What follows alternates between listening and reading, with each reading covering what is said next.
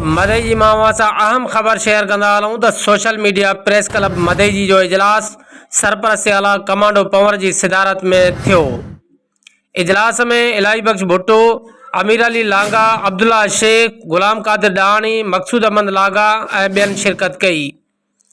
इजलास में मौजूद समूरनि दोस्तनि सोशल मीडिया प्रेस क्लब की बुनियादी मेंबरशिप जा फार्म भरे जमा कराया ऐं गॾोगॾु पंहिंजी मुक़ररु कयल मंथली फीस 200 रुपया पिणो खजानची अमीर अली लांगा वटि जमा कराई। इजलास में फ़ैसिलो कयो वियो त मेंबरशिप फार्म इलाही बख्श भुट्टो जी चार्ज में ऑफिस में रखियल हूंदा। रहियल दोस्त 18 मार्च ताईं पंहिंजो फार्म भरे सघनि था। 18 मार्च खां पोइ नई पॉलिसी ठाही वेंदी। जॾहिं त इजलास में उहो पिणु फ़ैसिलो कयो वियो त हर मेंबर पंहिंजे फेसबुक पेज ते अवामी मसला उजागर करण लाइ तेज़तर कावशूं जारी रखंदो।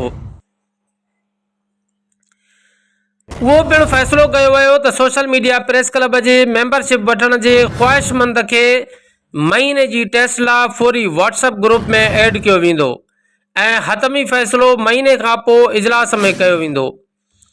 मुसलसल ऐं बिना कंहिं इतलाह जे 3 इजलास गैर हाज़ुर रहण सबबि 5 ॼणनि जी मेंबरशिप पिणु कैंसिल करे संदन खे व्हाट्सएप ग्रुप मां अलविदा कयो वियो। जॾहिं त गैर हाज़ुर रहंदड़ बाक़ी दोस्तनि खे वार्निंग जारी कंदे ईंदड़ इजलास ताईं मोहलत ॾियण जो फ़ैसिलो कयो वियो। असांजो अॻवान सीनियर कमांडो साहब जिंदाबाद। सोशल मीडिया प्रेस क्लब जिंदाबाद। सोशल मीडिया प्रेस क्लब जिंदाबाद। जिंदाबाद। इत्तेहाद जिंदाबाद। Social media